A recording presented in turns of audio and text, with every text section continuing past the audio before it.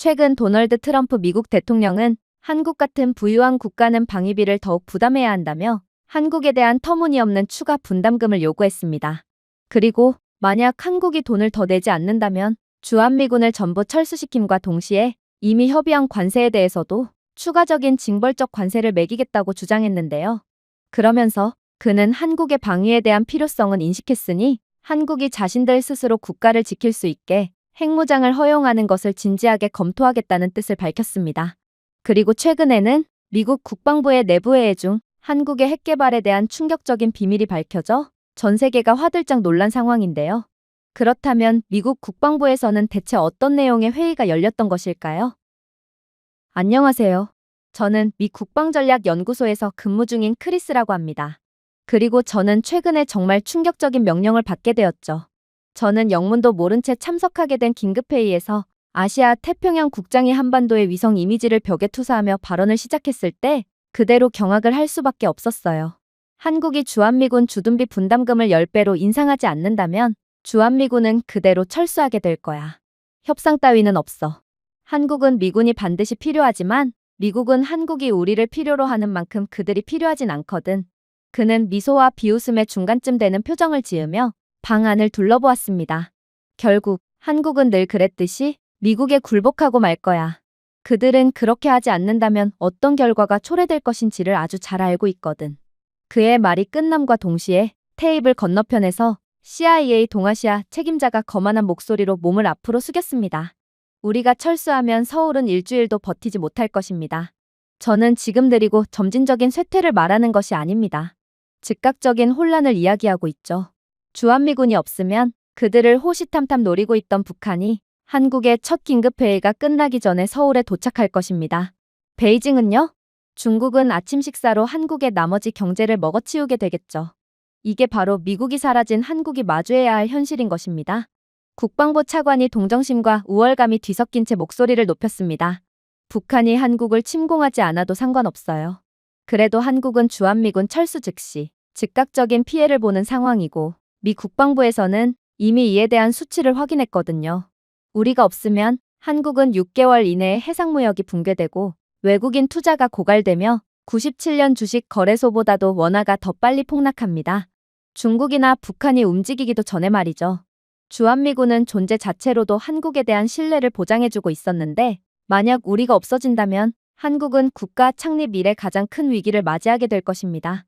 저는 그들이 대체 저를 불러두고 왜 이런 무시무시한 이야기를 해오는 것인지 궁금했습니다. 그때 국장은 제게 충격적인 명령을 내리더군요. 크리스, 내가 가서 한국과 협상을 하고 와. 그들이 분담금 10배를 지불할 의지가 있는지를 확인하고 오라는 거야. 물론 이번 파견의 비밀스러운 목적을 절대로 잊어선 안 돼. 너는 한국에 가서 한국이 정말로 미국이 우호 관계를 유지할 가치가 있는 국가인지를 확인하고 와야 해. 만약 정말로 한국이 미국에 있어서 그다지 쓸모가 없는 국가라는 것이 밝혀진다면 트럼프 대통령의 자국 우선주의 정책에 의거하여 주한미군은 그대로 전부 철수되겠지.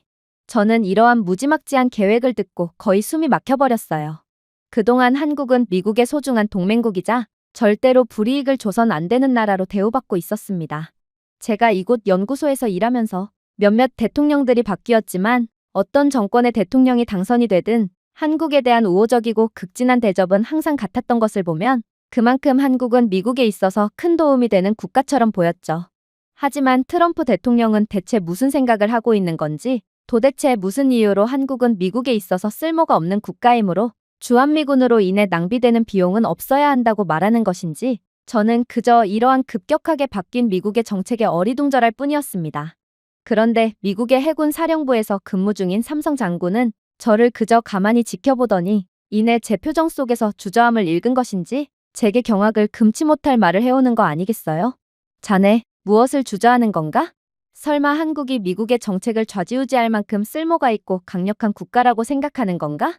당연히 미국이 없는 한국의 시장은 증발하고 말 거야. 원화는 너무 깊이 잠수해서 잠수함이 있어야 찾을 수 있을 정도가 되겠지. 미군이 떠나면 중국 해군은 하룻밤 사이에 국경을 동쪽으로 밀어붙일 거야. 한국의 함대? 그들의 레이더 커버리지?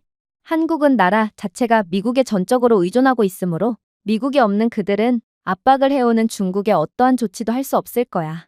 결국 몇 달 안에 서해는 베이징의 놀이터가 되고 서울은 정중한 봉신국이 되어버리겠지.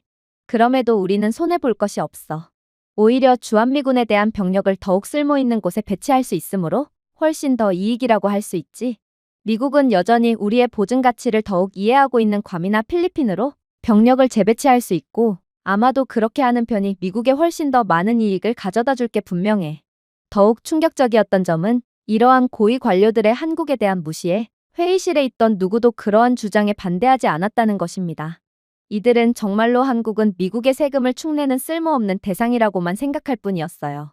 그들은 한국을 속이 비어있고 깨지기 쉬우며 미국의 손이 물러나는 순간 산산조각이 날 운명인 도자기 인형으로 묘사했고 얄궂게도 한국이 얼마나 부서지는지 정확히 이해하도록 보내진 사람은 바로 저였습니다. 그들은 저로 하여금 한국은 미국에 있어 쓸모가 있는 존재라는 것을 증명하기를 기대하지 않았어요. 그저 한국을 방해할 필요가 없게 된 미국이 얼마큼의 추가적인 이익을 얻게 될 것인지 그리고 한국이 얼마큼의 손해를 입게 되는지만을 고려하고 있었죠. 그리고 저는 이러한 완전히 달라진 미국의 한국에 대한 인식에 당황하는 한편 어쩌면 이들의 말이 맞을 수도 있다는 생각을 하며 제 임무를 수행하기 위해 한국으로 향하게 되었습니다. 그렇게 비행기 안에서 협상에 대한 대략적인 전략을 짠 저는 어쩌면 협상은 생각보다 간단할 수도 있겠다고 생각하며 한국에 도착했습니다. 어쩌면 미국은 항상 한국에 대한 청구서를 지불하고 늘 미국이 짐을 지고 한국은 그저 감사한 수혜자일 뿐일 수도 있겠죠. 그렇게 저는 캠프 험프리스 인근의 민간 군사 조정센터에서 비공개 회의를 갖게 되었습니다. 사실 저는 이곳에 입장하면서 꽤나 놀라기도 했어요. 분명 이곳은 한국의 시설이었는데 한국군과 미군이 공동으로 관리하고 있었거든요. 사실 다른 해외의 경우를 생각해 본다면 해외 파병 미군 기지를 제외한다면 이들은 미군이 함께 시설을 사용할 권리를 주지 않는 경우가 대다수입니다. 미군과 함께하는 시스템을 갖추려면 언어나 문화 문제 때문에 비용이 추가되는데 자신들의 돈으로 미군에 득이 되게 하고 싶지 않다는 게 주된 이유였죠. 그러나 한국에는 이러한 한국군과 미군이 공동으로 관리하는 시설 및 시스템이 상당히 많다고 했고 한국은 주한미군에 대한 진심 어린 감사함을 가지고 있는 전 세계 유일한 국가기에 이러한 미군을 위한 추가 지출에 대해 매우 관대한 모습을 보여준다고 하더라고요. 다른 국가들에서는 자신들의 나라를 지키러 온 미군에게 오히려 미군 때문에 문제가 더 커지고 전쟁이 확산되는 거라며 비난을 가하는 이해할 수 없는 일들이 계속해서 펼쳐지고 있는데 한국은 미국의 혈맹국이자 수십 년째 관계를 이어오고 있는 국가답게 전 세계에서 유일하게 미국의 헌신의 진정으로 감사함을 전하고 미군을 대우해주는 국가인 모양이었습니다. 그러나 저는 그러한 한국의 진심에 대한 뭉클한 감정을 가질 여유 따위는 없었어요. 저는 지금 협상을 통해 미국의 유리한 조건을 얻는 것이 임무였고 그 임무를 위해서라면 냉혈한이 되어야 했거든요. 그렇게 저는 이곳 센터에서 캠프 험프리스의 사령관과 미팅을 갖게 됩니다. 저는 한국과의 본격적인 협상을 가지기 전에 현재 주한미군이 어떤 식으로 운영되고 있고 제가 한국을 압박하기에 좋은 포인트가 무엇인지 등을 알아내야 했거든요. 그리고 사령관은 미국인이었으므로 당연히 제 편을 들어주며 제게 협상의 중요한 정보들을 아낌없이 제공해 줄 것이 분명했어요. 하지만 사령관은 자리에 앉자마자 예상치도 못했던 충격적인 말을 쏟아내기 시작하더군요. 글쎄요, 한국이 주한미군에 대한 분담금을 10배로 인상해야 한다고요? 한국은 주한미군에 대한 형편없을 정도의 적은 부담만을 하고 있다고요? 물론 저는 미국의 국익을 위해서 싸워야 하는 미군이지만 협상을 하려면 사실관계는 제대로 짚고 넘어갈 필요가 있어요. 한국이 주한미군 주둔을 위해 실제로 지불한 금액은 미국 정부나 국방부가 생각하는 것보다 훨씬 더 막대하거든요. 일단 전국적인 에너지 보조금을 한번 살펴보죠. 한국은 주한미군에 대한 한반도의 모든 기지 발전기와 항공기의 연료비를 지원하고 있습니다. 전 세계적으로 유가가 급등하는 동안에도 이러한 비용은 한국의 미군에 대한 헌신을 기린다는 명목 아래 단 하루의 지연도 없이 제 시간에 지원되었죠. 정말로 주한미군이 한국에 어떠한 지원도 없이 운영된다고 생각하시나요? 한국은 병영용 전기, 발전기 연료, 겨울철 난방유, 항공연료 저장 유지보수까지 주한미군의 기지 에너지 비용의 100%를 부담합니다. 여기에는 한반도 전역의 85개 이상의 미군 관련 시설에 대한 에너지도 포함됩니다. 해외 설치당 평균 미국 국방부 유틸리티 비용을 기준으로 비용은 연간 1억 5천만에서 2억 달러로 추정되는데 이건 인구 20만 명의 미국 중견도시의 에너지 수요와 맞먹는 수준이에요. 역시나 가장 중요한 건 품질이죠.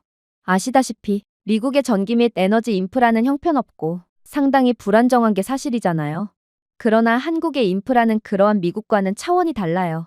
주한미군의 모든 에너지 비용을 부담하고 있는 한국은 세계에서 가장 안정적이고 첨단 에너지 인프라를 갖추고 있는 국가예요. 한국의 국가 전력망 신뢰도는 99.99% 이상으로 같은 아시아 태평양 지역에 있는 선진국 일본을 훨씬 상회하는 수준이며 나토 동맹국들 모두까지 훨씬 앞서고 있습니다. 태풍 시즌이나 성수기만 되면 모든 전력망이 완전히 붕괴되는 한국을 제외한 전 세계 모든 도시들을 고려해보세요. 하지만 한국은 그러한 참사를 전혀 볼 수가 없는 유일한 국가입니다.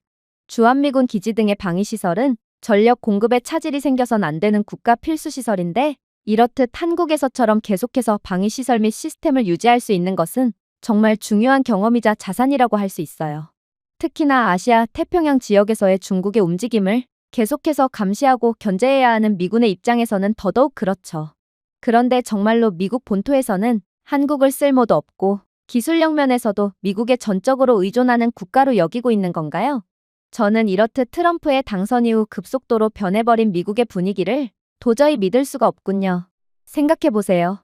한국이 기술력이 부족했다면 도대체 이들의 에너지 인프라는 왜 미국을 훨씬 능가하고 있는 것이며 오히려 미국이 한국에 전적으로 의존을 하고 있는 건가요? 전력 및 에너지 인프라에서 세계 최고의 권위를 자랑한다던 일본의 전력망조차 두 개의 호환되지 않는 주파수로 나누어져 있어 전국적인 부하 분산이 더욱 복잡하고 까다롭습니다. 그래서 주일미군은 이러한 문제 때문에 소통이 원활하지 않을 때가 많아요. 그러나 한국의 통합 고중복 전력망은 미국의 고보안 설치 시설에 대해 끊김없는 전력 공급을 보장할 수 있으며 이는 미국이 아시아 태평양 지역에서의 즉각적이고 실시간에 대응을 할 수 있는 거의 유일한 이유예요. 그만큼 한국의 기술력은 알게 모르게 미국에 막대한 영향을 끼치고 있다는 것입니다. 심지어 미국 본토에 영향을 주는 각종 시스템의 경우에도 한국의 에너지로 충당하고 있으므로 한국은 미국에 더더욱 막대한 영향력을 끼치고 있는 상태라는 말입니다. 괜히 트럼프를 제외한 미국의 역대 대통령들이 한국을 극진하게 대우하고 가장 가까운 동맹국이라고 여기는 정책을 펼쳤던 것이 아니에요. 그런데 한국의 정말로 놀라운 점은 따로 있어요. 바로 한국은 이러한 미국을 위한 예산에 대한 정치적 마찰이 전혀 없다는 것입니다. 왜냐고요? 제가 말씀드렸잖아요. 한국은 전 세계에서 유일하게 미국을 향해 진심으로 감사함을 느끼는 국가고 미국의 우호적인 입장을 취하는 국가예요. 그러니 다른 기회주의적이고 미국에 전적으로 의존을 하려는 국가들과는 달리 한국만큼은 미국에 대한 의리를 끝까지 지키는 거죠. 만약 한국이 이를 중단하면 미국은 주한미군에 대한 문제만 생기는 것이 아닌 미국 본토에까지 전방위적인 문제가 생기게 됩니다. 한국에 주둔하고 있는 미군들은 아시아 태평양 지역에서의 중국이나 북한의 움직임을 추적하고 조사한 기밀 자료를 미국 본토로 보내고 있을 뿐만 아니라 이곳 한국에서 훈련을 하며 전투력을 유지하고 있는데 한국의 지원 중단은 결국 미국 본토의 정보력과 전투력에도 큰 영향을 미칠 수밖에 없는 거죠. 다른 어떤 주요 미국 동맹국도 심지어 나토 국가도 유럽연합 국가들도 미국의 해외기지 에너지 수요를 충당하지 않는다는 사실을 기억하세요. 저는 그의 말에 완전히 넋이 나갈 따름이었습니다. 한국이 정말로 이 정도로 기술적으로 탁월한 국가였고 한국을 대체할 수 있는 국가는 아무도 없으며 한국은 특정 부분에 대해서는 미국마저도 능가한 국가였다고요? 저는 도저히 이러한 사실을 믿을 수가 없었습니다. 미국인으로서의 자부심이 상당했던 저였기에 저는 그 어떤 부분보다도 다른 유럽 선진국들도 아니고 한국이 미국을 능가했다는 사실만큼은 도저히 받아들이기가 힘들었어요. 그래서 괜히 심술을 부려봤죠. 사령관님은 한국에서 오래 복무를 하시더니 아예 조국인 미국을 저버리고 한국의 편이 되어버리신 것 같은데요. 고작 전기 인프라 좋은 것 하나로 그렇게나 한국을 과대평가하는 건 불합리하지 않나요?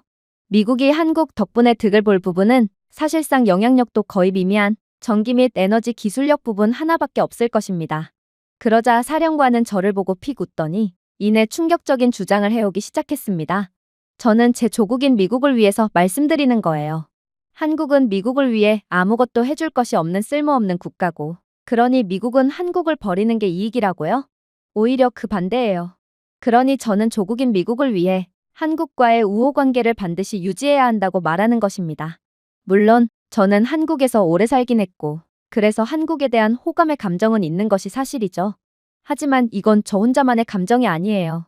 주한미군의 해외 파병 만족도는 전 세계의 파병 미군들 중에 압도적인 1위에 91%를 기록한 것 아시나요?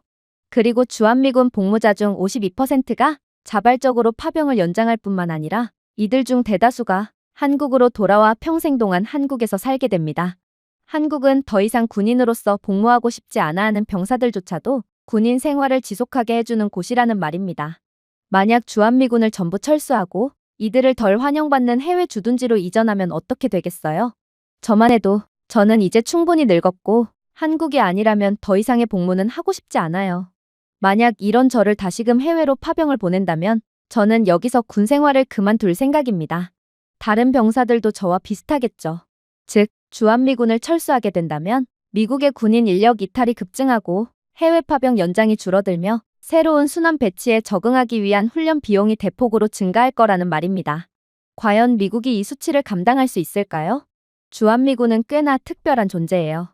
그래서 많은 심사숙고가 필요하죠.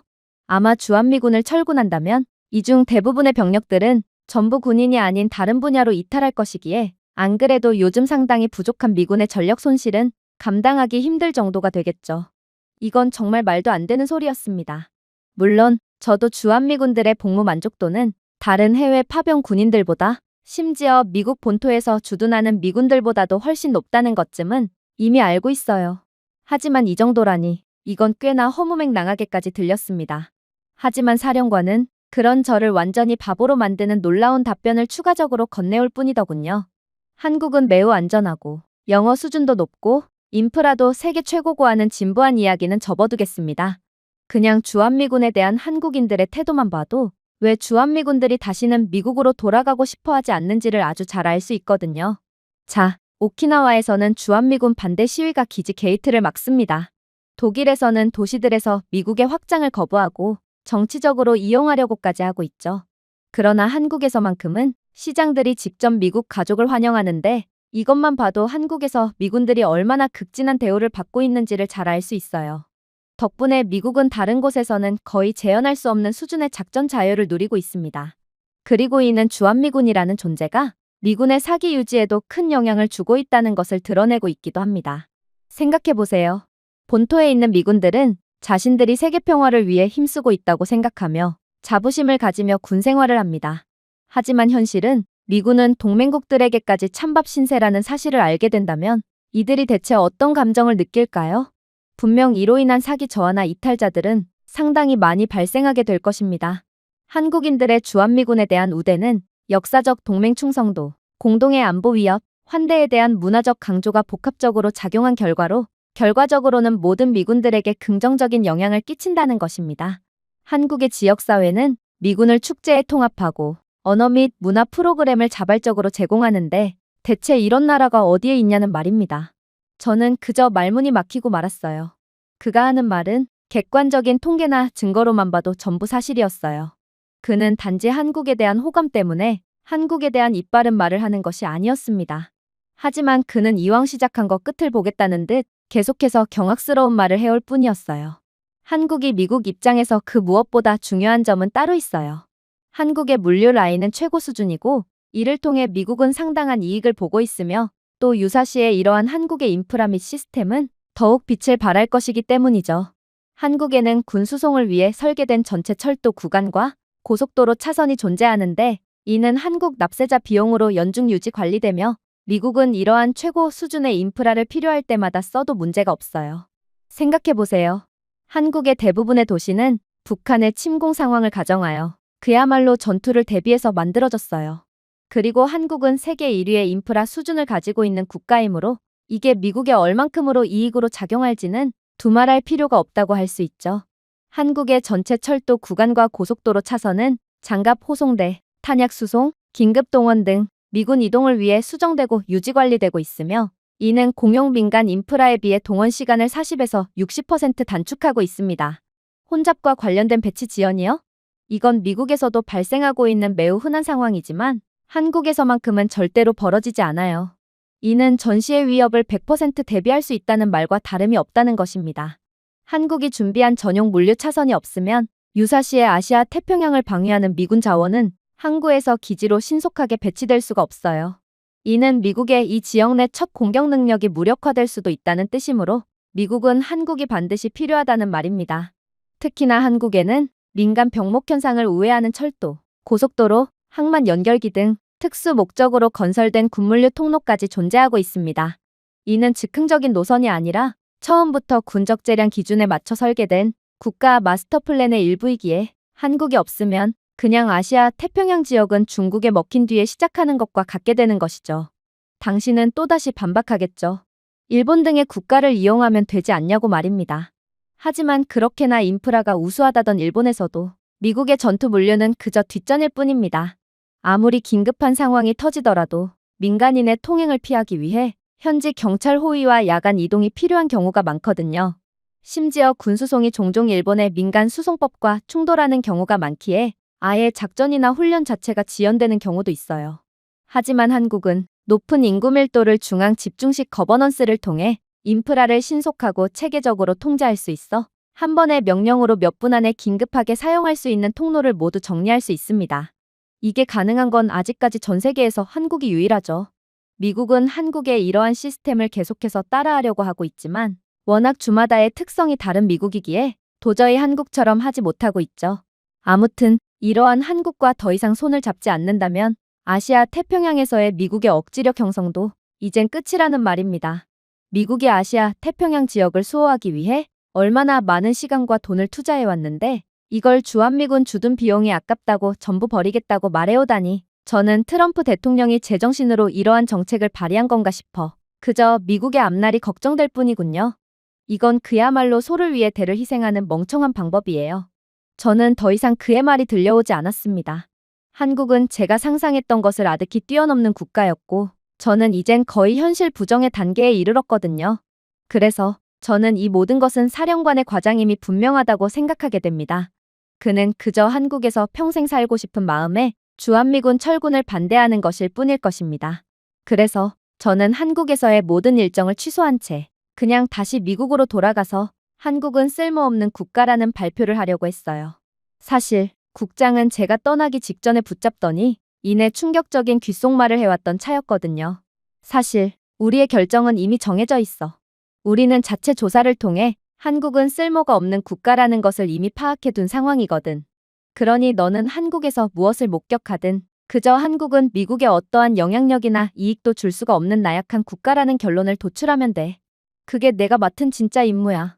우리는 내 주한미군 철수 찬성의 보고서를 근거로 주한미군 철수 정책을 시행할 거야. 그래서 저는 두 눈을 감고 두 귀를 가린 채 그렇게 다시 미국으로 돌아가기 위해 공항으로 향했습니다.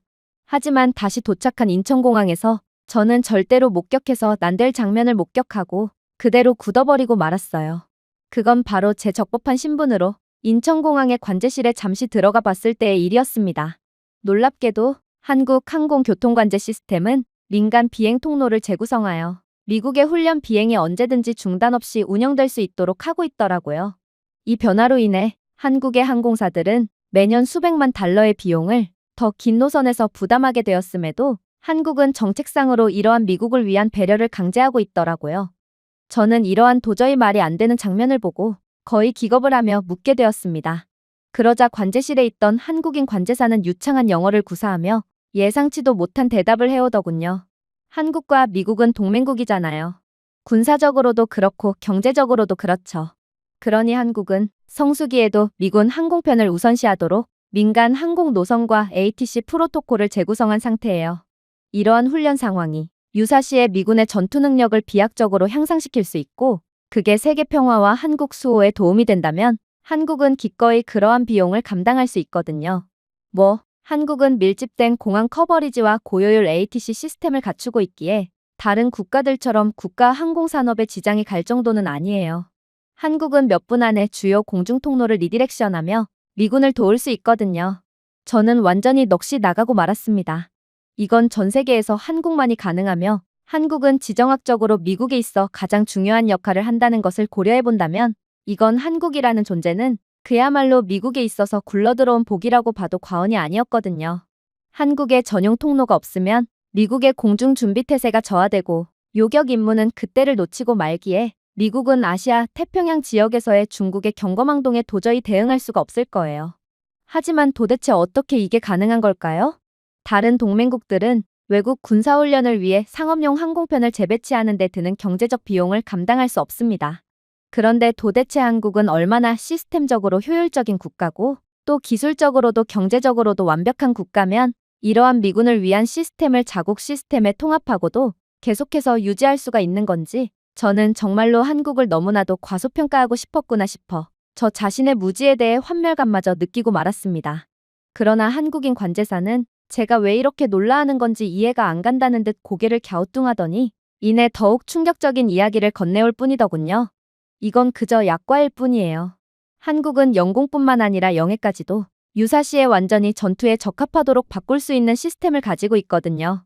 북한이나 중국의 돌발 행동이 발생한다면 한국 항구는 상업 선박 계약을 즉시 무효화하며 한국 및 미국 해군 자산을 위한 심해 정박지와 군수품 취급 구역으로 곧바로 개조될 수 있어요. 부산, 포항, 진해와 같은 한국 항구들은 미 해군의 요구에 따라 건조된 미국 항공모함, 핵잠수함, 중무기 적재를 수용하도록 변경될 수 있고 이는 일본 또는 괌 시설을 사용할 때보다 함대 재보급 및 회항 속도가 35% 증가하죠. 이 항구들이 없다면 이 지역의 미 해군 자산은 군수품을 적재하기 위해 일본이나 괌으로 길고 취약한 이동이 필요할 것입니다. 이로 인해 준비 기간이 며칠이나 늘어날 것이고 그 사이에 이미 전쟁은 끝나 있겠죠.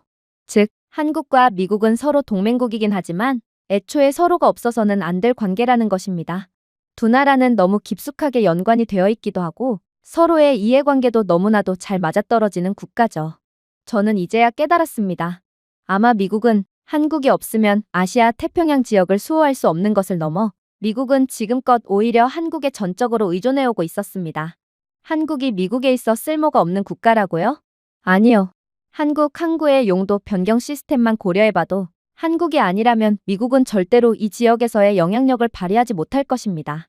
왜냐하면 한국은 이러한 지정학적 중요성과 훌륭한 시스템을 보유한 것뿐만 아니라 기술적으로도 매우 뛰어난 국가이기 때문이죠. 한국의 조선소와 항만 엔지니어링 산업은 전 세계적으로 가장 발전된 산업 중 하나입니다. 현대 중공업과 같은 거대 기업들의 본거지이죠. 이를 통해 미국 항공모함, 핵잠수함, 중탄도 등 심해 항구를 신속하게 개조할 수 있으며 종종 예정보다 앞서 미 해군의 최소 안전 기준보다 높은 수준으로 개선할 수 있습니다. 이걸 미국이 해낼 수 있을까요? 미국은 한국보다 훨씬 낮은 수준의 조선 및 항만 엔지니어링 능력을 갖고 있어요. 오죽하면 미국은 모든 전투함 수리를 한국에 전적으로 의존하고 있는 상황이죠. 그러나 한국은 이 분야에서 모든 것을 갖고 있었습니다. 한국의 조선 지배력과 강력한 민군 협력은 한국이 다른 어떤 동맹국보다 빠르고 신중하게 미국의 필요에 맞게 해양 인프라를 적응시킬 수 있음을 의미하고 이는 미국은 한국이 없으면 사실상 아무것도 할 수 없는 팔 다리가 없는 몸통밖에 없는 국가라는 것을 뜻한다는 거였습니다. 한국이 자체 기술력으로 개발한 인조 팔과 인조 다리가 없다면 미국은 걷지도 못한 채 그대로 아시아 태평양 지역이 중국의 소나기에 넘어가는 장면을 식물인간처럼 멍하니 지켜봐야만 하겠죠. 저는 이젠 전례 없는 공포감과 위기감을 느꼈습니다. 정말로 주한미군이 철수하게 되고 한국과 미국과의 관계가 돌이킬 수 없을 정도로 망가진다면 이건 미국이 잃는 것이 훨씬 많았거든요. 그래서 저는 이젠 제 조국인 미국을 위해서 한국이 쓸모가 없는 국가였다는 조작 자료 대신 진정으로 객관적인 보고서를 들고 미국으로 가기로 했어요. 그리고 안 그래도 캠프 험프리스 사령관은 그렇게나 자신의 말을 신뢰할 수 없다면 오산에 있는 한미방공사령부 센터에 직접 가서 한국이 어떤 기적을 만들고 있는지를 직접 확인하라고 일러주었기에 저는 그렇게 방공사령부에 찾아가게 됩니다. 그리고 그곳에서 만난 루카스 헤이즈 상사는 제게 믿지 못할 말을 해오기 시작하더군요. 뭐라고요? 한국이 전혀 쓸모가 없는 국가라고요? 그건 말이 안 돼요. 한국은 미국 본토의 첫 번째 방어선인데 어떻게 미국을 대표해서 이곳에 온 당신이 그런 말을 할 수가 있는 거죠? 한국은 조기 경보 레이더 네트워크와 통합 미사일 방어망을 통해 중국, 북한, 심지어 러시아 극동 일부 지역에서 발사한 탄도 미사일을 가장 일찍 탐지할 수 있어요. 이해하셨나요? 한국은 미국보다도 빨리 이러한 미사일을 탐지할 수 있는 기술력을 갖춘 국가라고요. 왜 트럼프를 제외한 다른 역대 미국 대통령들이 전부 한국과의 관계에 집착했을까요? 한국은 미국을 능가하는 세계 최강의 기술력으로 미국의 눈이 되어주고 있기 때문입니다. 그런데 그런 미국이 한국과 척을 지면서 기꺼이 스스로의 눈을 가리겠다고요? 그는 한국의 통합 조기 경보 시스템이 단순한 한국 자산이 아니라 미 태평양 사령부의 합동 데이터 교환소에 직접 연결되어 있다고 설명했습니다. 미국이 한국이 제공하는 이 시스템에서 얻는 모든 데이터는 사실상 미국의 눈이 되며 빠르고 즉각적으로 반응할 수 있도록 큰 도움을 주고 있고, 한국이 없다면 미국은 유사시의 상황에 더욱 굼뜨게 움직일 수밖에 없게 되는 거였습니다. 한국은 미국이 자신들의 동맹국이라는 이유 하나만으로 이러한 압도적인 기술력을 통한 귀중한 정보를 제공하고 있었는데, 미국은 그런 한국을 보고 쓸모가 없는 국가라며 불이익을 주려고 하고 있다니, 저는 트럼프 대통령은 바보 같은 것을 넘어 주제도 모르는구나 싶어 한숨을 쉴 뿐이었습니다. 하지만 루카스 상사는 계속해서 충격적인 정보를 전달해올 뿐이었어요. 저는 제 18년의 군 생활 동안 방공포만을 전문적으로 다뤄왔어요. 그리고 그런 저에기에 한국의 미사일 및 미사일 추적 기술이 얼마나 뛰어난지 그 누구보다 잘 알고 있습니다. 한국의 LSAM 미사일은 마하7 상공을 주행하는 극초음속 활공 차량을 처리하기 위해 설계된 최대 80km 고도의 표적 요격이 가능합니다. 심지어 이들의 그린파인 블록시 레이더의 탐지 범위는 최대 2000km이며 오차는 5m 미만이에요. 이 네트워크는 ANAIS-2 군사 위성과 결합하여 미국과 동맹국들이 중국 동부해안, 북한의 경화된 사일로, 심지어 러시아 블라디보스토크 지역에서 미사일 발사에 대해 12에서 24시간의 추가 경고 시간을 제공하므로 한국은 자신들 옆에 있는 문제 국가들을 집중적으로 감시하는 세계에서 가장 중요한 임무를 맡고, 이 결과물들을 미국에 아낌없이 제공하는 세계에서 가장 모범적인 나라라는 말입니다. 만약 주한미군 철수로 인해 한국과의 관계가 악화된다면 미국은 괌이나 알래스카에서 미국 레이더를 이용해 이들의 움직임을 탐지해야 하고, 이는 의사결정권자가 요격기나 운반체 위치를 궤도에 맞게 변경할 시간이 충분하지 않게 되어 매우 위험한 상황에 놓일 수 있어요. 북한이나 중국, 러시아가 무슨 짓을 할지도 모르는데 그 미사일이 미국 본토 바로 앞에 도착해야만 비로소 확인할 수 있다고 생각해보세요. 그제야 트럼프는 한국이 그동안 묵묵히 엄청난 역할을 수행하고 있었구나를 깨닫게 될 테지만 그때는 이미 늦은 상태예요. 그런데 이런 한국의 등을 돌리겠다고요? 정말 미국 본토에서는 무슨 일이 벌어지고 있단 말입니까? 저는 그저 넋이 나갈 뿐이었습니다. 만약 미국의 동맹국 명단에서 한국이 사라진다면 미국의 서해와 동해에 대한 탐지 범위는 곧바로 40% 감소할 것입니다. 미국 서부해안 지역은 특정 탄도 미사일 프로필에 대해 요격 가능 지역에서 위험 지역으로 변경되겠죠. 그렇게 된다면 미국이라는 나라 자체의 신뢰도를 잃는 셈이기에 이로 인한 동맹국들의 이탈과 경제적 손실이 불가피하게 되겠죠. 대만이나 동중국해 근처에서 활동하는 미 해군 항공모함 공격단은 또 어떻고요? 이들은 전부 한국의 시야에 전적으로 의존하고 있던 상황이었어요. 그런데 한국이 그러한 시야를 제공해주지 않게 된다면 이들은 중요한 조기 회피 시간을 잃게 되어 항공기를 발사하거나 대응 조치를 취하기 전에 타격을 입을 위험이 높아집니다. 가장 소름 끼치는 부분은 한국은 이렇듯 미국의 역갑질을 할 미친 기술력을 가지고 있었음에도 그저 조용하게 묵묵히 세계 평화를 위한 희생을 감내하고 있었다는 것입니다. 하지만 한편으로는 뭔가 이상하기도 했어요. 미국에는 한국 말고도 다른 동맹국들이 존재합니다. 어쩌면 이들이 한국이 하던 임무를 대신 수행해줄 수도 있겠죠. 그래서 저는 일본에도 레이더가 있고 필리핀은 한국 못지않은 지리적 중요성이 있다고 말해봤습니다. 하지만 루카스 상사는 그런 저를 한심하다는 듯 쳐다볼 뿐이더군요. 확실히 일본의 커버리지는 꽤 괜찮은 편이죠. 하지만 그뿐입니다. 그들은 여전히 미국이 제공하는 소프트웨어에 의존하고 있는데 우리가 우리의 도움을 받고 있는 국가의 기술을 이용하는 게 말이나 된다는 소리인가요? 필리핀이요? 그냥 잊으세요. 인프라도 충분하지 않고 안정성도 충분하지 않습니다. 하지만 한국은 다릅니다. 한국은 미국의 수출 통제에 의존하지 않고 자체 레이더 및 위성 감시 시스템을 개발할 정도로 기술적으로 압도적인 나라예요. 특히나 인적 자원은 한국을 이길 자가 없죠. 한국 엔지니어들은 새로운 위협이 발생하는 즉시 48시간 이내에 시스템 전체에 걸쳐 탐지 소프트웨어를 업데이트할 수 있는 능력을 갖추었으며 이는 나토나 유럽연합 국가들조차 엄두를 내지 못하는 능력이에요. 심지어 지리적 위치는 그렇게나 주요 위치에 있다는 필리핀보다도 압도적이죠. 한국은 동북아시아와 주요 해상로를 모두 포괄하는 태평양 기반 미사일 위협의 경로에 정확히 위치해 있습니다. 중국, 북한, 러시아와 같은 문제 국가들과 정확히 접해 있죠. 이 말은 한국은 이러한 문제 국가들에 의해 점령당하거나 공격당하기 딱 좋은 위치지만 결국 한국은 이 미친 국가들로부터 살아남았고 오히려 이들 못지않은 강대국으로 성장한 어찌 보면 이러한 문제 국가들보다도 더욱 미친 국가라는 것입니다. 그럼에도 한국은 세계 평화를 선도하고 있는 아주 특이하고도 이해할 수가 없는 국가죠. 아무튼 이 말은 한국은 문제 국가들을 감시하기에 최적의 국가라는 것입니다. 일본이나 다른 동아시아 인접국들은 절대로 한국을 대체할 수 없어요. 그러니 제발 정신 좀 차리고 한국에 그만한 대우를 해달라는 겁니다. 당신은 이론으로만 전쟁을 공부했기에 한국의 중요성에 대해 아예 모르고 있지만 저처럼 수많은 실전 경험을 한 베테랑 실전 군인이라면 한국은 절대로 놓쳐서는 안 될 국가라는 것을 곧바로 인지할 수 있다고요. 저는 완전히 얼이 빠지고 말았습니다. 저처럼 책상 앞에서 펜대나 굴리며 이론을 공부하는 사람들은 우리가 한국을 보호하러 왔다고 생각합니다. 하지만 진실은? 한국은 자신들을 스스로 구원할 준비와 능력을 진작에 갖춘 국가이며 심지어 한국은 미국의 첫 방패와도 같아요. 한국이 없으면 미국은 발가벗은 채 노출되고 맙니다. 저는 이제 완전히 패닉에 빠져서 이곳에 있는 베테랑 미군들 모두에게 자문을 구하게 됩니다.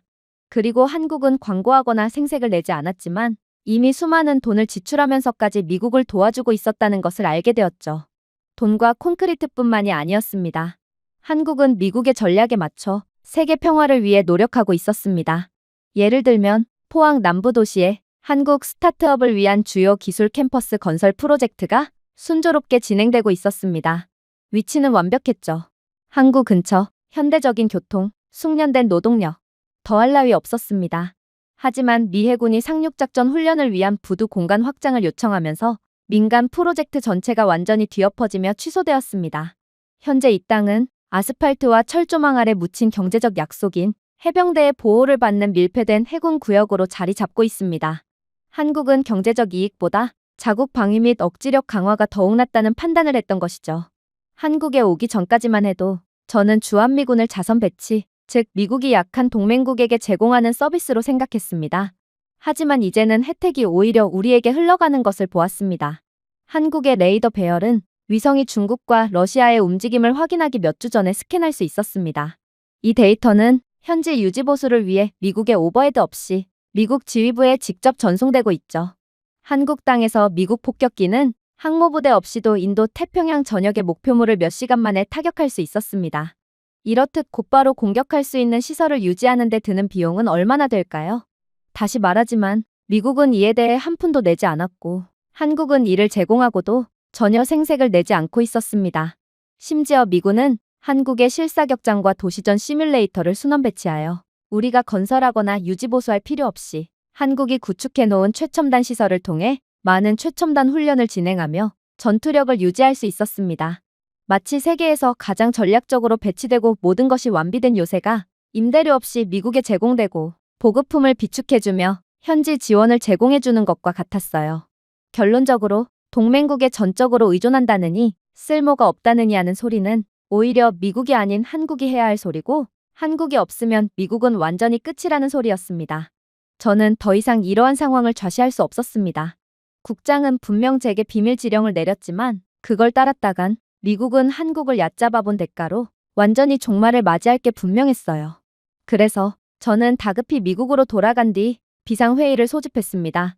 국장은 모든 일이 예상했던 대로 흘러갈 것이라고 생각했는지 너무나도 여유만만한 표정으로 저를 내려다보고 있었고 다른 고위 관료들도 이미 답은 정해져 있다고 확신하는 듯 아예 제가 무슨 주장을 펼칠지 궁금하지도 않아 하더군요.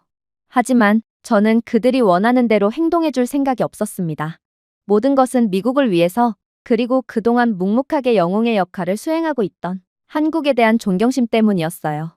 저는 제가 하는 말에 따라 몇 분 안에 세상의 질서가 뒤흔들릴 수도 있다는 생각을 하며 막중한 책임감을 안고 발표를 시작했습니다. 저는 미리 준비한 홀로그램 디스플레이를 가리켰어요. 미사일 궤적을 나타내는 빨간색 호가 북한에서 시작하여 태평양을 가로질러 불길하게 휘어졌는데 일부 호는 도쿄에 들렀고 다른 호는 로스앤젤레스와 시애틀까지 갈랐습니다. 위협선은 국가적 자부심이나 정치적 발언에 신경 쓰지 않고 단순히 진실을 말해주었습니다. 여러분, 제가 목소리를 가다듬으며 말했습니다. 북한은 화성 15형과 화성 17형의 여러 차례 성공적인 미사일 시험 발사를 완료했습니다. 이는 더 이상 이론적인 것이 아니라 이젠 미국 본토까지 도달할 수 있습니다. 여기에 중국군의 대만 해협에서의 새로운 작전 속도를 더해보면 우리는 두 가지 측면에서 위기를 바라보고 있습니다. 디스플레이는 거대한 중국 상륙 공격선, 전투기 편대, 대만 항구에 대한 모해 미사일 공격 등의 위성 영상으로 전환되었습니다. 이것들은 과시를 위한 연습이 아닙니다. 지난달 중국의 전쟁 시뮬레이션에서는 열흘도 채 되지 않아 대만을 완전히 점령하는 결과를 보이기도 했습니다. 대만이 함락되면 중국 해군의 작전 범위가 동쪽으로 수백 마일 이동할 것이고 이는 세계 경제가 의존하는 바로 그 해상 항로가 위협받는다는 뜻이에요.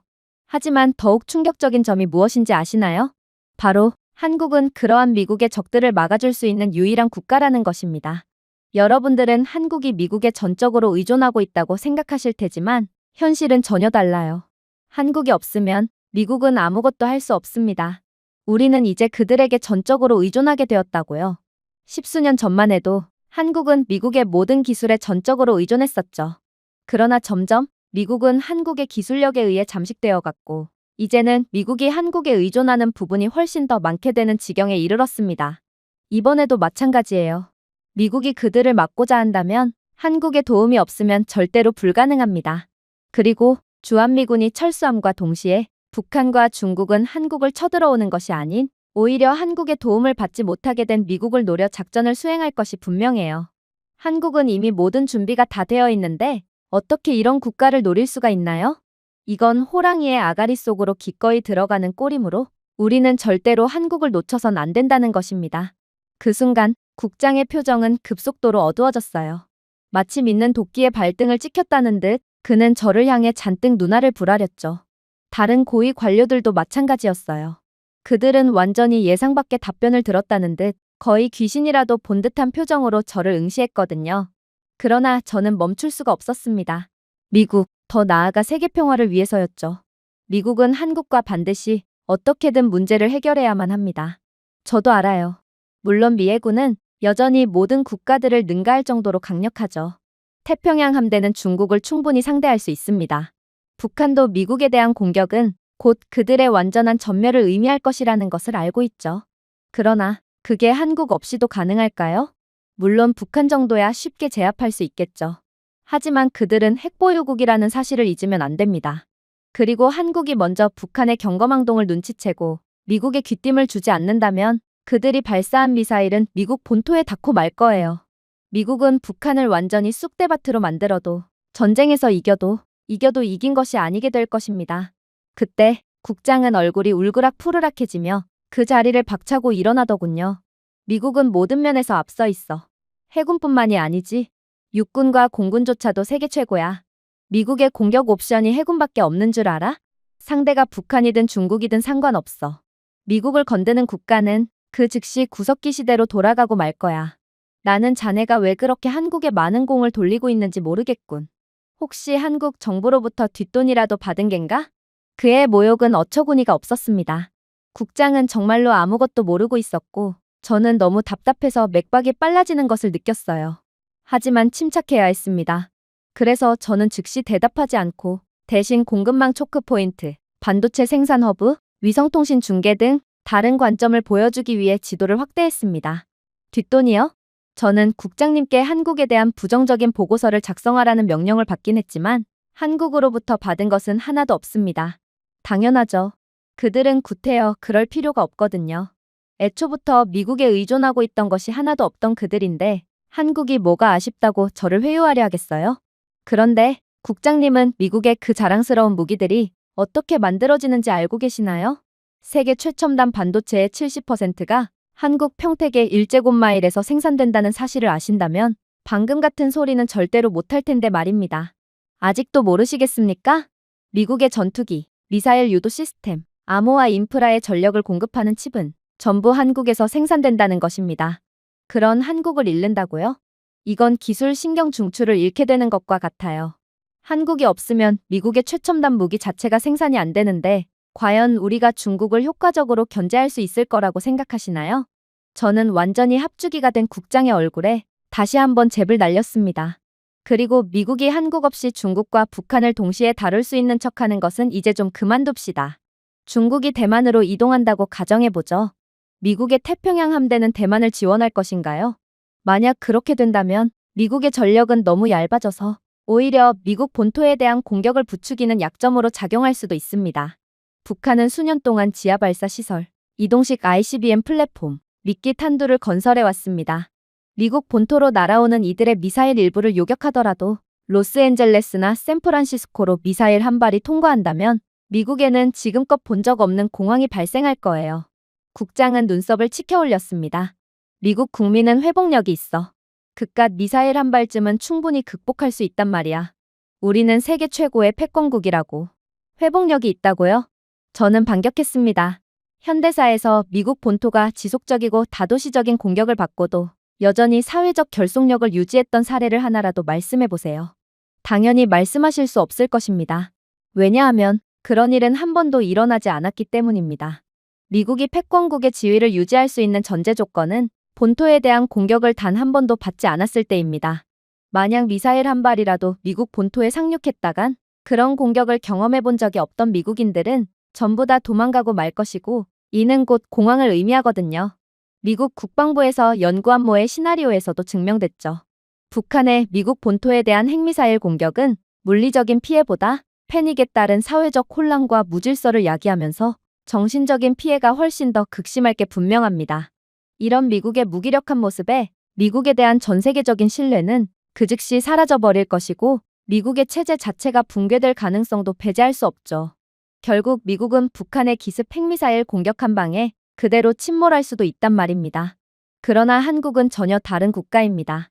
이들은 본토를 침공당하고도 어떻게든 회복하는 불가사의한 국가고 이는 한국의 역사가 증명하고 있죠. 한국은 침략당하고 폭격당하고 불에 타버렸지만 그때마다 늘 극복하고 매번 더 강해졌습니다. 결국 그들은 생존을 위한 국가적인 근육 기억을 가지게 되었죠. 그게 바로 미국과의 차이점입니다. 못 믿으시겠다고요? 자, 보세요. 일단 임진왜란이라고도 알려진 일본의 침략 동안 한국의 해군 사령관 이순신 장군은 압도적인 역경에도 불구하고 한국 해군을 수많은 승리로 이끌었습니다. 그러나 이 시기에 빛을 발한 것은 군사적인 리더십뿐만이 아니었습니다. 한국의 평범한 시민들로 구성된 지역 민병대는 최소한의 자원으로 그들의 조국을 지키기 위해 일어섰습니다. 무기랄 것도 없는 농사용 날부치를 든 농부와 승려들은 일본 침략자들에 맞서 자신들에게 아무것도 해주지 않았던 나라를 지키기 위해 일어난 민간인들이었고 이들은 조국을 위해 목숨을 잃는 것을 두려워하지 않고 싸웠습니다.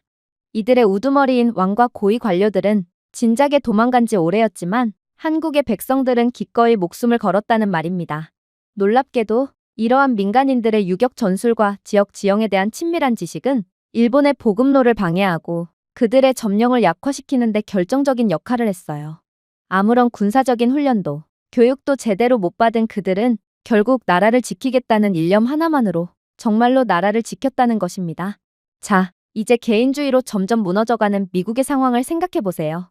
과연 북한의 핵미사일이 미국 본토를 타격했을 때 미국인들은 나라를 위해 자기 한 몸을 희생할 준비가 되어 있을까요? 아니면 대만을 정복한 중국이 한국이나 미국까지 넘보기 시작할 때 이에 맞서 싸울 미국인들이 있을까요? 답은 이미 여러분들 모두가 알고 있을 것입니다. 도망가지 않고 미국에 남아있기라도 하면 다행이겠죠. 이런 개인주의적인 미국인들을 고려해 봤을 때 북한이 왜 기를 쓰고 미국 본토에 핵미사일을 떨어뜨리려는지는 너무도 쉽게 알 수 있습니다. 어쩌면 대혼란과 공황에 빠진 미국은 그 가난하다는 북한에조차 제압당할 수도 있겠죠. 제 주장에 회의실 내부에 있던 모두가 웅성대기 시작했어요. 그들은 미국은 북한에도 질 수 있다는 제 다소 노골적인 발언에 상당히 불쾌해하는 기색을 보이더군요. 그럼에도 저는 제 조국을 위해 악역을 자처했습니다. 한국은 잃을 것이 없는 상태일수록 더욱 강해지고 성장합니다. 그리고 그들은 수많은 역경을 견디면서 이젠 엄청나게 단단해졌죠. 다른 국가들에는 한국과 같은 극복의 역사가 존재하긴 하나요? 민간인들의 투쟁은 오직 한국에서만 볼 수 있는 공동체의 기적입니다. 전 세계에서 오직 한국에서만 이러한 민간인들의 투쟁과 승리, 극복의 역사를 무수히 찾아볼 수 있고 만약 위기의 상황에 다시 한번 닥친다면 한국인들은 그 즉시 자원을 모으고 지역 민병대를 조직하며 대응할 것이 분명합니다.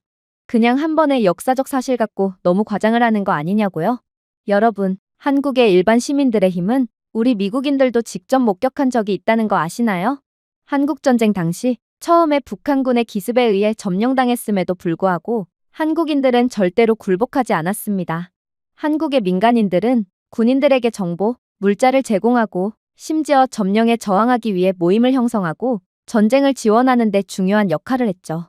한국의 민간인들은 산악 지역에 숨어서 급습을 실시하며 북한군을 교란했고 미군과 연합군, 그리고 한국군에 중대한 지원을 했습니다. 아마 한국인들의 이러한 도저히 가망이 없어 보이는 상황에서도 포기하지 않는 집념이 없었다면 미국이 인천 상륙작전을 실시하기도 전에 한국은 북한에 의해 완전히 점령당했을 것이 분명합니다. 그러나 이들은 끝까지 용맹하게 싸웠습니다. 결국 북한의 병력을 분산시킬 수 있었고 그들의 남하 속도를 최대한으로 늦출 수 있었죠. 한국 전쟁을 들여다보면 북한군은 더 빨리 진격할 수 있었을 만한 전력 차이와 우세 상황이었음에도 이상하게도 특정 장소에서 시간을 끌거나 발이 묶이는 경우가 많다는 것을 찾아볼 수 있습니다. 이게 바로 한국의 민병대들의 목숨을 건 활약 덕분이라는 것입니다. 1950년 부산 경계 전투 동안 일어난 일만 해도 그렇죠. 한국의 지역 시민들은 식량, 물, 그리고 의료 물품을 제공함으로써 미군과 한국군을 도왔거든요. 그들은 또한 방어 진지를 구축하고 북한군의 움직임에 대한 정보를 수집하는 데 도움을 주었습니다. 한국인들의 이러한 기여가 없었다면 한국은 절대로 지원군이 도착할 때까지 방어선을 유지할 수 없었을 게 분명합니다. 이게 바로 한국인들의 어떠한 최악의 상황에서도 절대로 포기하지 않는 저력과 회복력이라는 것입니다. 심지어 이때의 한국인들은 대다수가 피난민이었고 어쩌면 미군들보다 배고프고 지친 상태였을 것입니다. 하지만 한국인들은 기꺼이 국가를 위해 헌신했고 이들의 운명을 스스로 바꾸는 기적을 만들어냈죠. 물론 미국인들 또한 매우 용감하고 강합니다. 하지만 같은 상황에서 우리가 한국인들처럼 행동할 수 있을지 가슴에 손을 얹고 한번 생각해 봅시다. 한국의 국민들 사이의 깊은 일체감과 회복력은 이러한 극복의 역사를 가져본 적이 없는 미국에는 그저 꿈만 같은 이야기일 뿐입니다. 그리고 한국만의 문화적 결속력은 어떤 적대자에 대해서도 국가를 수호하겠다는 집단적 결의로 해석됩니다. 과거의 투쟁과 승리에 대한 역사적 서술이 민족의식 속에 깊이 새겨져 회복력과 결의를 다지고 있죠. 외국의 침략에 맞선 한국의 역사적 회복력은 국민의 투철한 정신과 전투력의 증거입니다. 하지만 한국의 진정으로 소름 돋는 점이 무엇인지 아십니까? 그들이 가진 첨단 군사기술과 한국인 특유의 강력한 결의가 결합하면 어떤 상대도 이겨낼 수 있는 강력한 국방력이 탄생할 게 거의 확실시된다는 것입니다. 위기 상황에서 국민의 힘을 활용하는 한국의 역량은 그 누구와도 견줄 바가 없습니다. 그 어떤 국가도 한국과 같은 역사를 가지지 못했거든요. 당연하죠. 한국이 겪은 위기는 그야말로 국가 멸망급의 위기였기에 다른 국가들은 이미 그러한 위기를 견디지 못한 채 역사 속으로 사라지고 말았습니다. 유일하게 살아남은 국가가 바로 한국이죠. 그리고 한국이 점점 기술적으로 발전하고 군사력을 강화함에 따라 한국 국민의 영원한 정신은 국방의 초석으로 남게 되었습니다. 자, 이제 미국의 오만함을 인정하고 한국에 기꺼이 고개를 숙이며 도움을 청해야 한다는 것에 동의하시나요? 아니면 자존심만 세우다가 그대로 돌이킬 수 없는 결과를 받아들이겠습니까? 그러나 제 말에 모두가 공감의 반응을 보이는 가운데 오직 국장만은 마음속으로는 한국의 저력을 인정하면서도 자존심만은 도저히 굽힐 수가 없는지 계속해서 허튼 소리만 해올 뿐이었어요. 미국은 아직 실패하지 않았어. 모든 것을 바로잡을 능력이 있는 국가거든. 그러나 한국은 도대체 무엇을 할 수 있지? 이들은 핵무기조차 없는 국가잖아. 그런 국가는 세계를 좌지우지할 수 없어. 미국의 해구산이 없었다면 서울은 진작에 북한과 중국에 의해 불바다가 되어버렸을 거야. 저는 이젠 거의 이성을 잃어버렸습니다. 이렇게나 답답한 자가 아시아 태평양 지역을 총괄한다니 저는 이러한 있을 수 없는 현실에 개탄스러울 따름이었죠. 국장님은 아직도 제 말을 이해하지 못하셨나 보군요. 지금 자존심 따위를 따질 때가 아니라는 것을 아직도 모른단 말입니까? 현재의 미국은 주한미군 철수 및 관세로 한국을 협박했다는 것에 대한 사죄를 하며 고개를 숙이고 들어갈 때고 그들이 원한다면 우리는 잘못을 바로잡기 위해 기꺼이 이들에게 머리라도 조아려야 한다는 것입니다. 그리고 해구산이라고 하셨나요? 북한이 우리를 타격할 수 있는 ICBM을 구축하고 배치하는 것을 단 한 번도 막지 않은 바로 그 해구산을 말씀하시는 건가요? 이미 진작에 핵무기를 개발할 기술적 수단을 보유하고 있었음에도 불구하고 한국이 독자적인 억지력을 개발하지 못하게 하는 구실이 된 바로 그 빌어먹을 해구산이요? 들어보세요. 미국은 더 이상 철수 위협이나 한국산 제품에 대한 징벌적 관세를 부과할 수 있는 위치에 있지 않습니다. 미국의 최첨단 전투기 생산이 한국산 마이크로칩에 의존하고 있고 미사일 유도 시스템이 한국 시설에서 가공된 히토류 원소를 사용하고 있으며 미국의 수입품을 운반하는 태평양의 항로가 중국의 직접적인 위협을 받고 있어요. 그리고 이 모든 것을 막아줄 수 있는 유일한 국가가 바로 한국이죠. 그런데 어떻게 미국이 한국에 갑질을 할 수 있겠어요? 정말로 한국이 미국으로부터 혜택을 받았다고 생각하시나요? 정말 놀랍네요. 한국은 미군 기지 건설을 위해 수십억 달러의 기반을 마련했고 미국이 도저히 흉내낼 수 없는 인프라를 구축하며 우리에게 제공하고 있습니다. 한국의 해군 기지는 통합 미사일 방어, 자동화 물류, 사이버 보안 도킹 시스템 등을 갖춘 지구상에서 가장 현대적인 기지로 이는 미국의 태평양 배치에 사용되며 우리를 돕고 있습니다. 오히려 미국은 한국으로부터 혜택을 받고 있다는 것입니다. 분담금 10배요? 미국이 오히려 한국에 보조금을 지급해야 할 판입니다. 미국이 언제까지나 세계 최강의 국가로서 군림할 수 있을 거라고 생각하지 마세요. 미국의 시대가 오기 전에는 영국이 세계에 군림했듯 언제든 새로운 국가가 왕좌에 앉을 수 있다는 것을 기억해야 한다는 것입니다.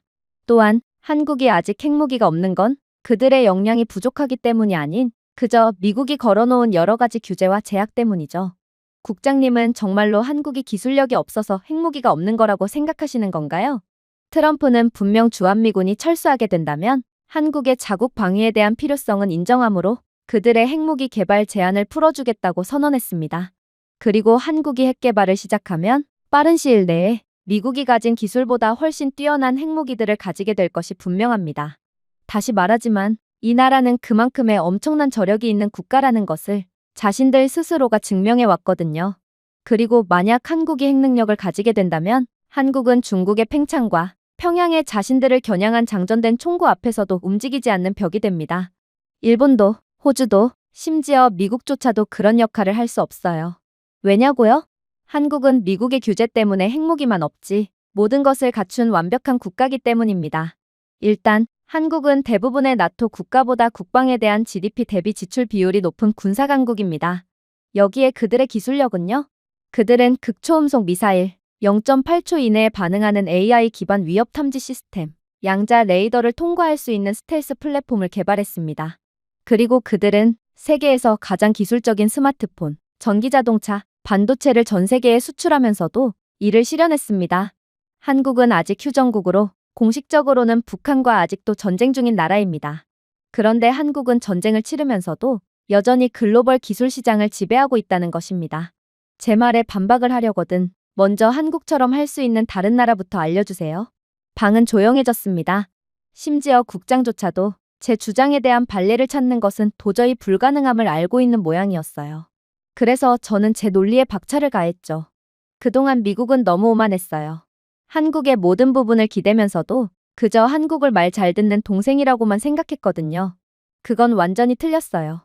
한국은 무너지지 않고 북한과 중국의 두 가지 위협의 타격을 막아낼 수 있는 유일한 동맹국입니다.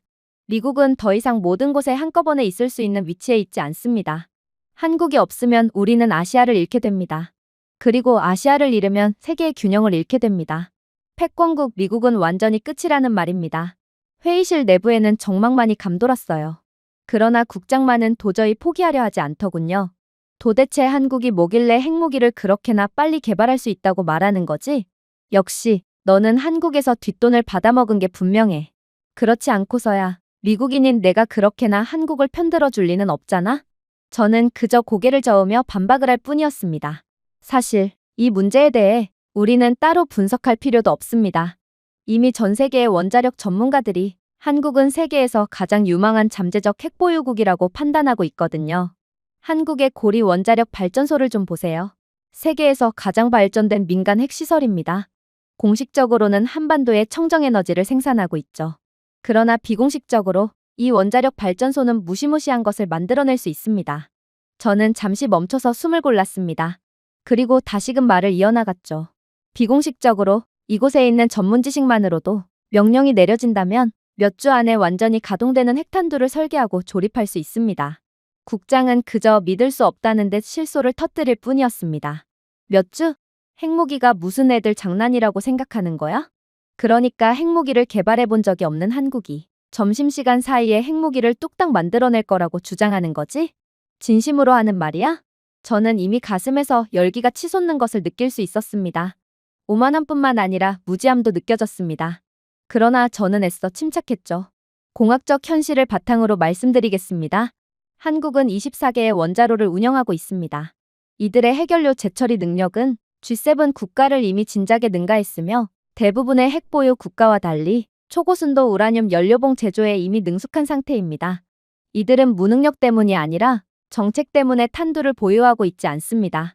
그러니 정치적 자제력을 제거한다면 역사상 가장 빠른 핵무기 프로그램을 보게 될 것임은 너무도 자명한 것 아닌가요? 국장은 손을 흔들었습니다. 그렇더라도 미사일 운반 시스템을 구축하는 것은 완전히 다른 이야기야. 그건 핵미사일 개발에서 가장 어려운 부분이거든. 그러나 저는 미소를 지을 뿐이었습니다. 미사일 운반 시스템을 말하는 건가요? 이미 한국이 진작에 개발한 그 기술이요? 예를 들어 현무보는 800km 범위에서 2톤 적재물을 완벽한 정확도로 운반할 수 있습니다. 한국이 기존의 적재물을 핵 탑재물로 교체한다고 해도 발사 플랫폼을 재설계할 필요도 없습니다. 그것은 이론이 아니라 기본적인 엔지니어링 통합이거든요.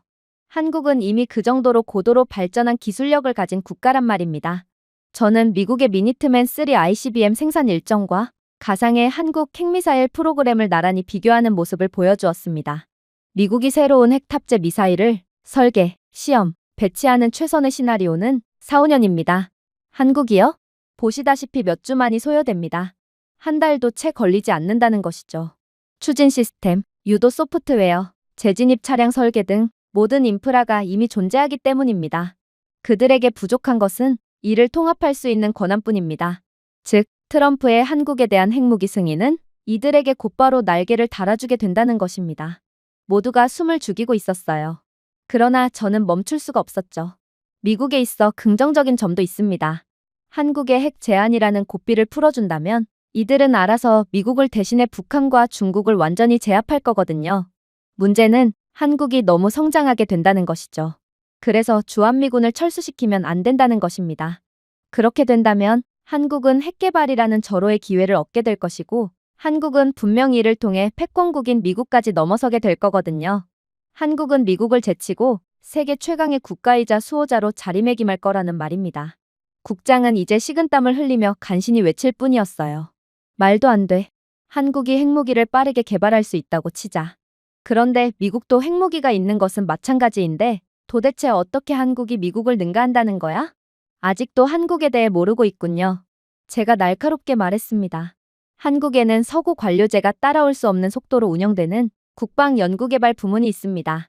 한국이 개발한 스텔스 전투기는 성능을 저하하지 않고 예상 개발 시간을 절반으로 줄였습니다. 세종대왕급 구축함을 건조할 때도 기록적인 시간에 완벽한 건조를 성공해냈죠. 이제 대부분의 하드웨어가 이미 존재하는 프로그램에 핵무기가 적용된다고 상상해보세요. 한국은 지구상에서 가장 진보된 군사용 AI 생태계와 융합되어 있습니다. 이 국가는 모의 전투에서 99%의 성공률을 보이는 예측 표적 알고리즘을 구축했습니다. 비행 중 극초음속 위협을 요격할 수 있는 자율 방위 드론을 테스트한 상태입니다. 한국산 탄두를 가져다가 AI 유도 전달 시스템과 페어링하면 그건 억제력만 있는 것이 아니라 누구도 이 나라를 멈출 수 없는 타격 능력을 갖추게 됩니다. 그리고 저는 하이라이트를 말하기 시작했습니다. 아직 놀라기는 이릅니다. 한국의 원자로 소형화에 대한 전문성을 잊지 마세요. 핵잠수함의 동력을 공급하는 동일한 기술을 곧바로 발사 시스템에 적용할 수 있습니다. 이는 생존 가능성을 의미합니다. 즉, 2차 공격이 가능하다는 소리죠. 어떤 적이 한국의 핵잠수함에 한 번에 기습 공격을 가한다고 합시다. 그럼에도 이들은 한국의 핵잠수함을 무장해제시킬 수 없다는 것이고 한국의 핵잠수함은 결국 핵미사일을 적국의 본토에 발사하며 초토화시킨 뒤 그대로 유유히 살아서 다시 돌아간다는 것입니다. 그리고 저는 완전히 입이 떡 벌어진 국장을 보며 말했죠. 한국은 이미 두뇌, 근육, 인프라를 가지고 있다는 것을 잊지 마세요. 그들에게 부족한 것은 정치적 청신호뿐입니다. 즉, 핵무기 권한 승인이죠. 그리고 트럼프가 정말로 한국에 핵무기 개발 권한을 주는 실수를 저지른다면 한국은 핵클럽에만 가입하는 것이 아니라 그들이 핵클럽을 운영하게 될 것입니다. 저는 이제 국장을 완전히 기절시키기로 마음먹었습니다. 그래서 한국이 숨기고 있던 진정한 강력함을 공개했어요. 이것은 한국의 차세대 스텔스 타격기인 KF-21입니다. 물론 스텔스 전투기는 새로운 것이 아니죠. 미국도 여러 스텔스 전투기를 가지고 있거든요. 하지만 200km 이상 숨을 수 있는 스텔스 기술을 가지고 있는 건 한국이 유일합니다. 즉, 한국이 만든 스텔스 전투기는 절대로 레이더에 포착되지 않은 채 적의 영공에 숨어 핵 탑재 초음속 미사일을 적의 본토에 떨어뜨린 후 아무도 모르게 사라질 수 있다는 것입니다. 적은 아마 공격을 받고도 무슨 일이 일어난 건지 한참 동안 파악을 할 수밖에 없겠죠. 이것이야말로 진정한 암살이라는 것입니다. 그런데 한국의 이러한 스텔스 전투기의 임무는 파일럿의 실력에 크게 구애받지도 않아요. 왜냐하면 한국은 모든 것이 AI로 작동되거든요. 한국의 AI 시스템은 풍속, 적의 레이더 주파수 변화, 위성 움직임 등 초당 2,700만 개의 전장 변수를 차단할 수 있습니다. 단순히 가장 빠른 경로를 찾는 것이 아니라 적의 센서가 어디에 있을지 예측하고 보기도 전에 경로를 변경하죠. 작년 나토 시뮬레이션에서 한국의 AI 드론은 극초음속 요격기에 대한 임무를 99.2%의 성공률로 완료했습니다. 다른 어떤 나라도 90%에 도달하지 못했습니다.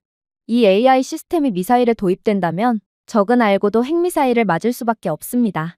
저는 다시 시뮬레이션을 공개했습니다.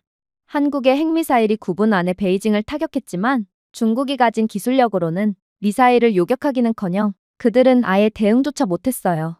하지만 한국의 AI가 탑재된 현무 미사일은 목표물을 재배치하면서 실시간으로 경로를 변경하며 중국 영공을 농락했죠. 국장은 이제 기어들어가는 목소리로 미국도 마음만 먹으면 그러한 AI 기술을 개발할 수 있다고 중얼거렸습니다.